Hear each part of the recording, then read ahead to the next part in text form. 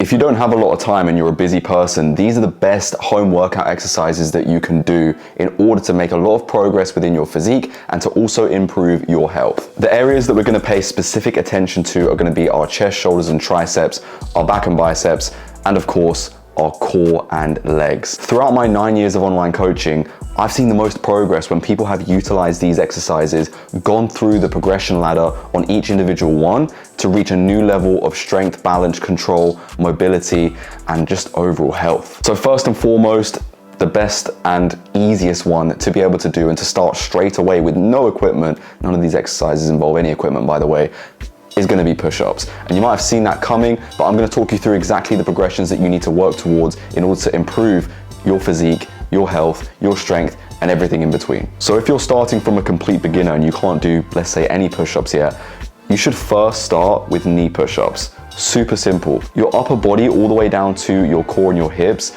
are going to be in the exact same position that it would be for a normal push-up. The only thing that's going to make it easier is the fact that you're on your knees and therefore there won't be as much weight going down and coming back up again during the push-up itself. So it should be a lot easier for you. And most people can do this even if you're a girl watching and you don't maybe possess as much strength as a guy naturally, then you can start off with this super easy. Then you can move on to negative push-ups, going down super slow, and you can even combine this with the knee push-ups, eventually getting to the full push-up. Now in terms of rep ranges, I would start to aim for anywhere between 5 to 8 reps to begin with, and then gradually move that up to 8 to 12 reps as you progress. And as soon as you hit around the 12 mark, you can then progress to the next progression, whether that's going from knee push-ups to the negative push-ups and then to the regular push-ups, or going from regular push-ups to side-to-side push-ups and then eventually to archer push-ups. Same concept, you're just progressing up the ladder. But push-ups are just amazing. They're an easy exercise for anyone to be able to do.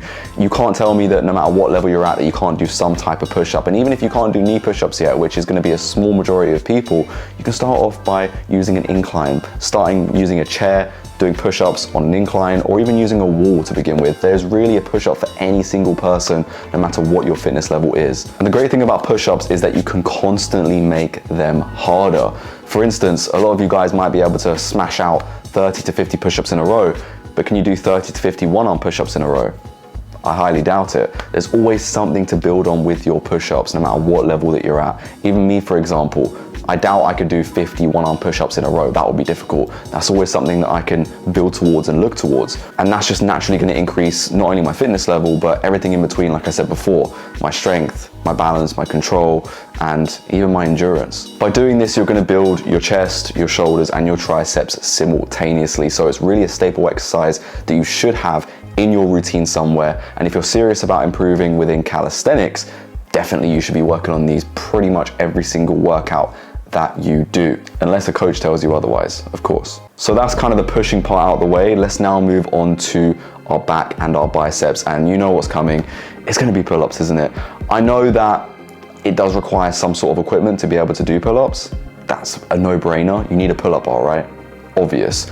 But you can still work on your pull-ups to an extent without a pull-up bar. By improving within pull-ups, you don't only need lat strength and general back strength, but you also need a little bit of bicep strength, and you definitely need some grip strength to be able to actually make the most of the back muscle that you can grow and the back strength that you can grow. That being said, if you just have somewhere where you can hold on to, even if it's a ledge, somewhere in your house, you can practice your grip strength using that. What I used to do when I first started off, and be careful if it's not your house or you're a bit worried about your door falling off, but I used to hold on to a door to really improve my grip strength. I used to put a towel on the top of the door and just hold it, and you can even actually do pull-ups doing that. You can still target your back that way. So if you don't have much equipment, you're unsure of what to do, find some sort of ledge that's going to be stable, or even use some sort of door or door frame to be able to actually hold on to, improve your grip and finger strength, and then eventually start to incorporate your back over time. And to be honest with you guys, if you did want to incorporate a pull-up bar into your training, you can get some for like $10 or $20 absolute max.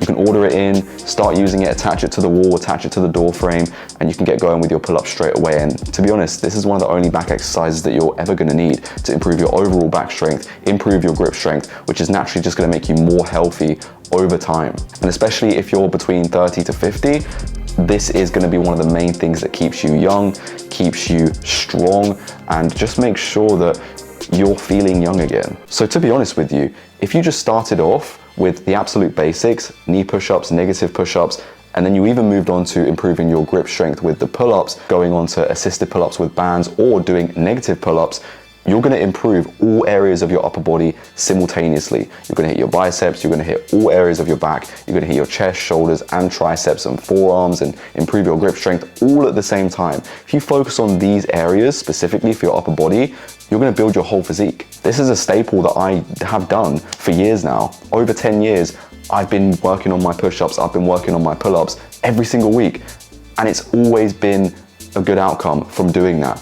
I've never once regretted doing that. And if you're not including these into your routine, then what are you doing? Because if you do these, you're essentially doing a compound movement, working on multiple muscle groups all at the same time, which is gonna mean that every other exercise that you do within fitness is gonna become a lot easier, because you've grown muscle in all these little areas where you might not have actually expected to grow that muscle just from working on things such as push-ups and pull-ups. And the great thing about these exercises is that they incorporate more of your stabilizer muscles, which are the little areas that don't usually get targeted by isolation movements, such as maybe doing something like a lat pull down. You're gonna have way more instability during your push-ups and your pull-ups, which is just gonna improve every single facet of your fitness level. And then the last two pivotal exercises that I would add in if you're lacking equipment or you're lacking direction in your training and you just want to become healthier overall, especially if you don't have a lot of time and you just want to get it out of the way quickly but still improve every single week, are going to be squats and they're going to be planks, and I'll explain why. Squats are great because you can gradually progress these as well.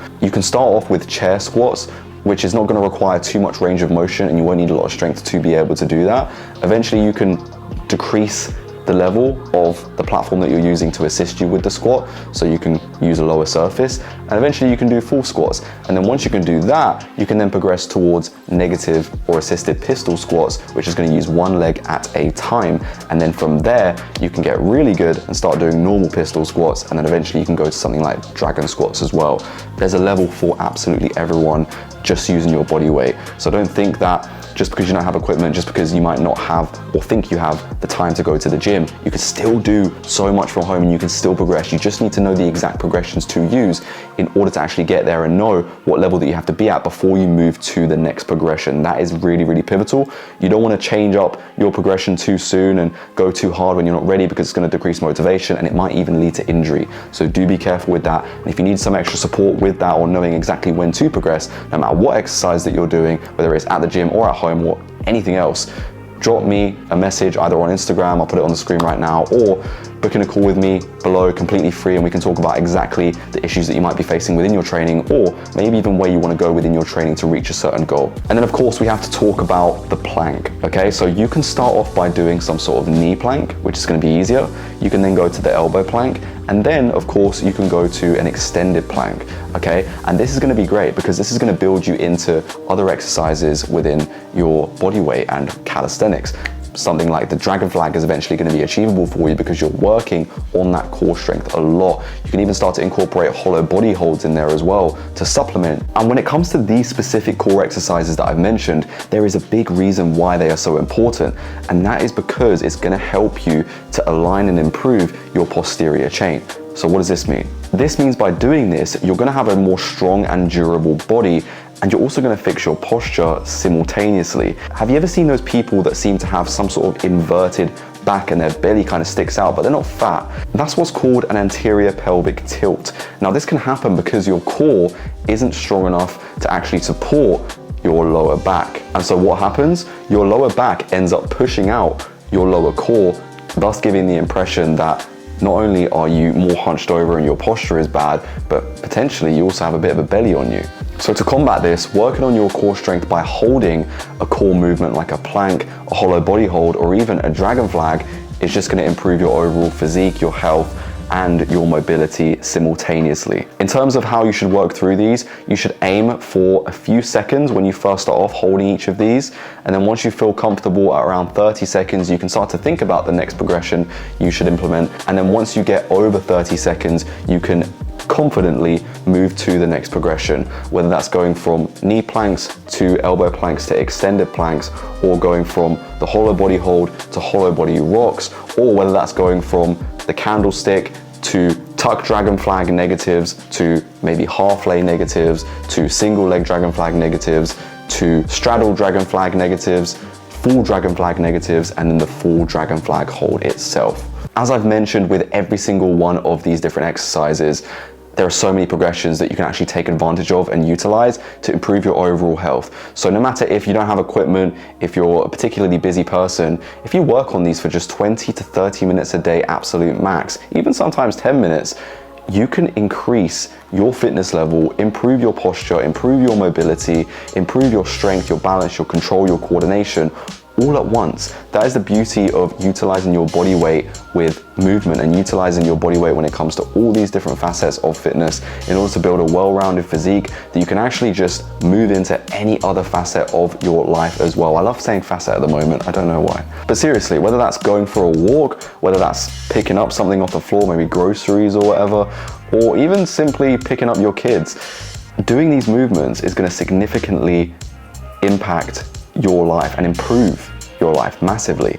So if you're interested in the power of body weight control, strength, and mobility, and you want to be able to improve your life using this, not needing any equipment, not needing a lot of time, then you can actually incorporate my hybrid method, which is exactly what I've talked about today, into your life and into your training to get results like these.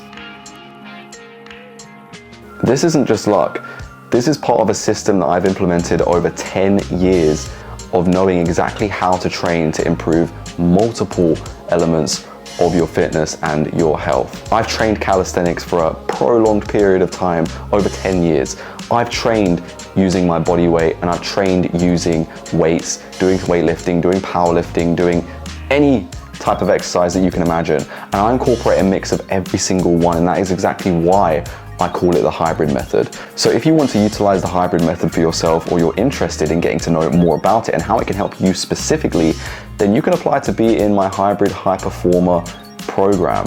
And that is going to include me helping you every single week to improve your health, to improve your mindset, to improve every single area of your life, have more organization, have more balance when it comes to getting and achieving your goals and staying consistent every single day. So if that interests you, then have a look at the description down below. There are a bunch of links that you can have a look at and click on, and one of them is going to be a free call that you can book in with me and my team, where we can draw you out a roadmap specifically to you to get you to the goal that you actually want in your life and in your fitness life, of course.